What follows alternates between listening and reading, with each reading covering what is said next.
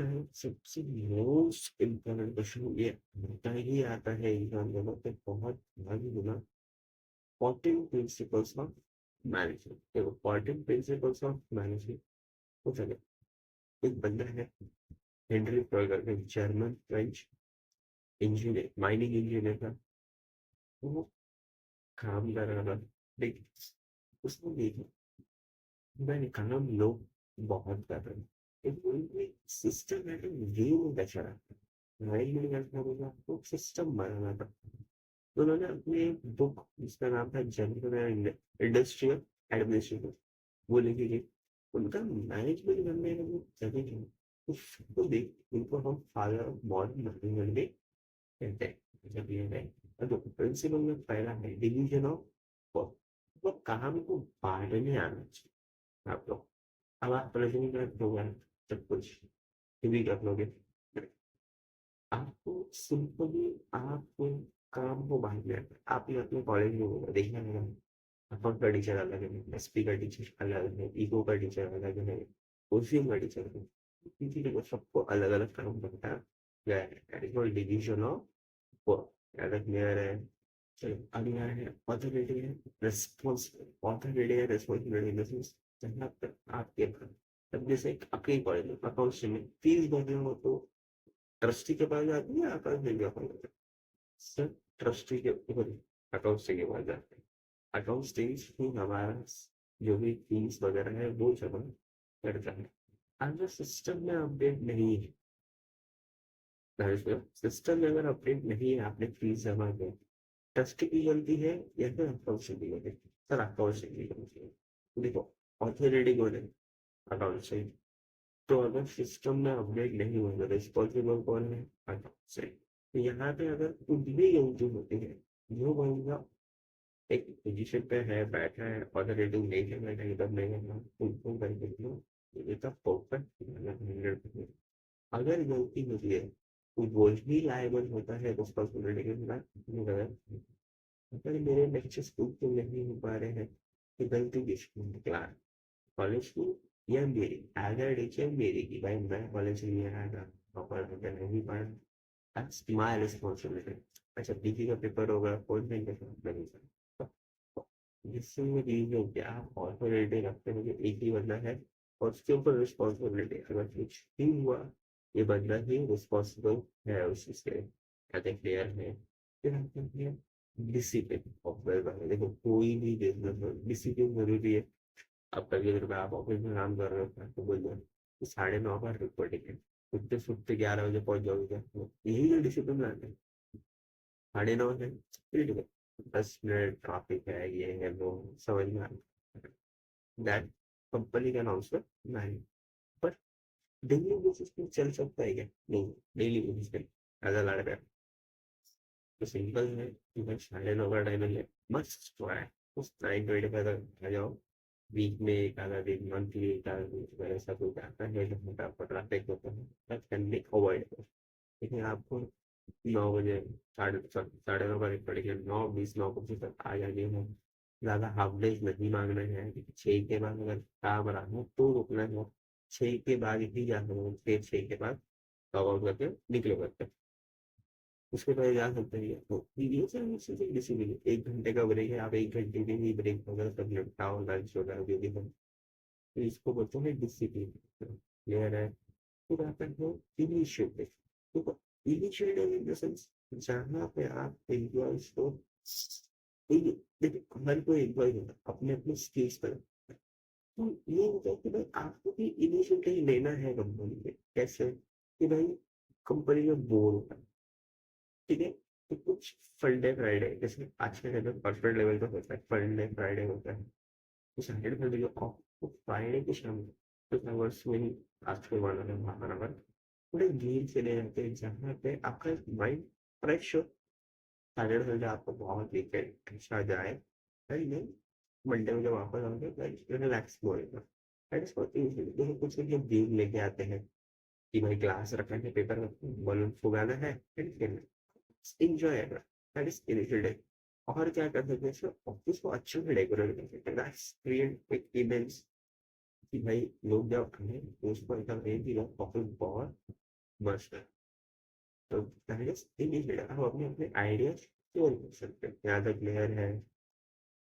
इसके बाद आता है subordination of individual interest to team interest. कैसे?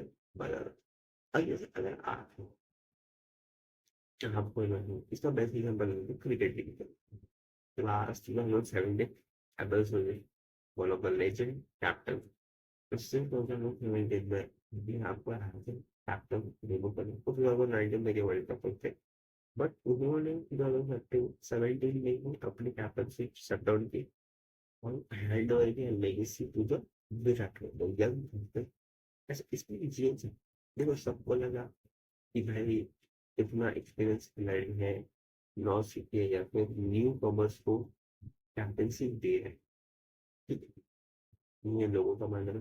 फिर उन्होंने समझा कि जब तक मैं इसको रिस्पॉन्सिबिलिटी नहीं दूंगा टीम की, ये आगे ग्रोथ कर सकता है क्या? तो उन्होंने क्या किया, कैप्टनसी का पोजीशन छोड़ा और इसको दे दिया विराट कोहली को।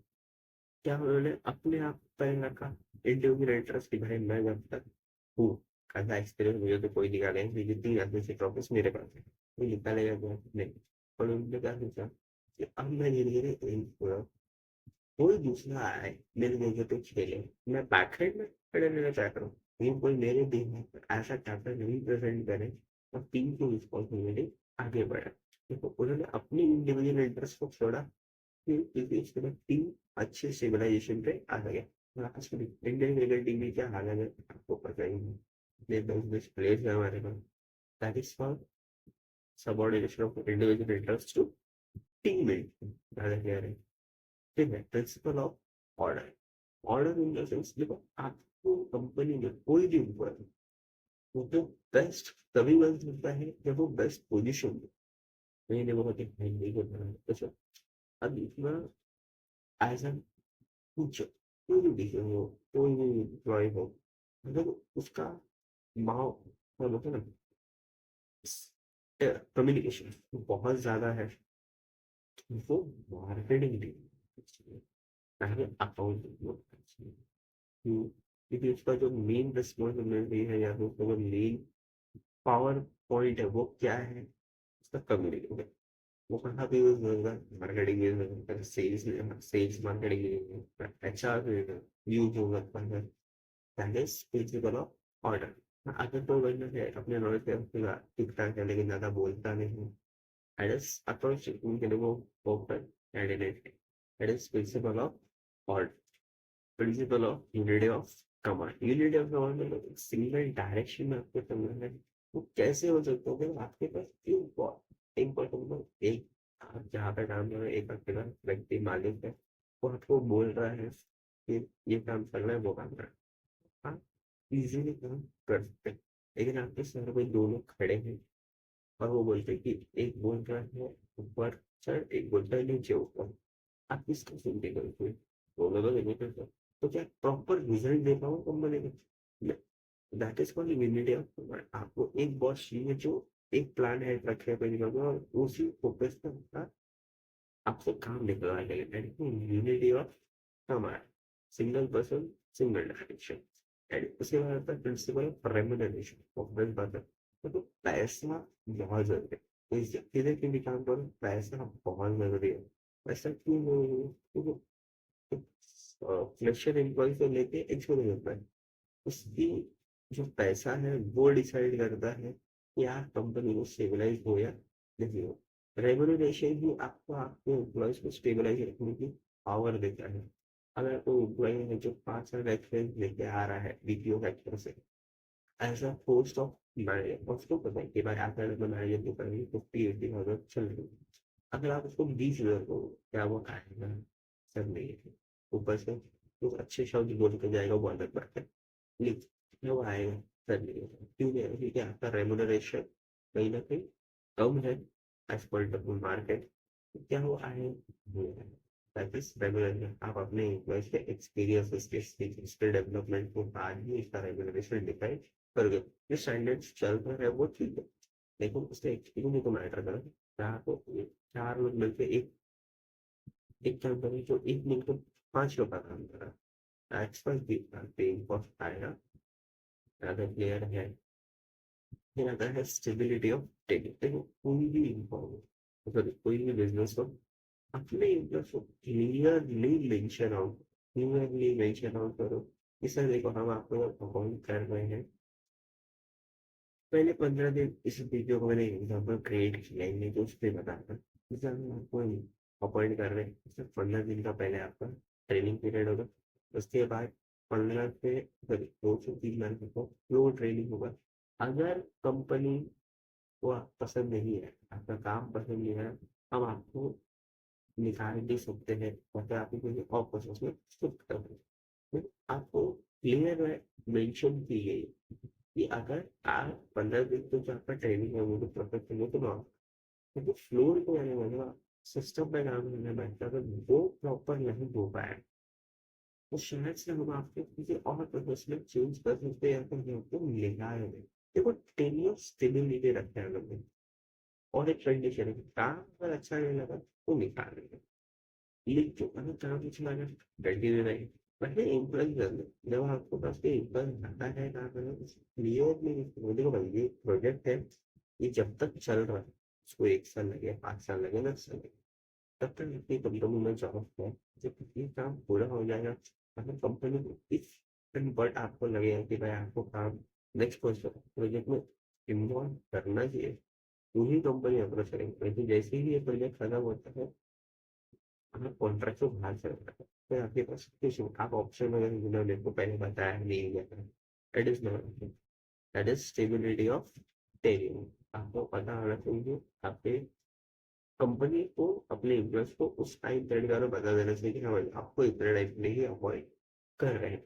फिर आता है principle of equity. Equity in the sense जहाँ पे रेम्युनरेशन हो गए, उनके आइडियाज हो गए, उनके टर्म्स एंड कंडीशन लगे, उसको एक प्रॉपर वे में इक्वली डिस्ट्रीब्यूशन रखना है। देखो आपके पास 10 एम्प्लॉय, ऐसा ना हो कि उनको 5 की बात कर रहे हो, 5 को अच्छा पे कर रहे हो, 5 के साथ हेल्दी इन्वायरमेंट दे रहे हो, तो 5 को मत पे कर रहे हो, कुछ मैनेज कर रहे हो, कोऑर्डिनेशन कर रहे हो, कुछ कर, तो क्या एम्प्लॉय टिकेगा कंपनी में?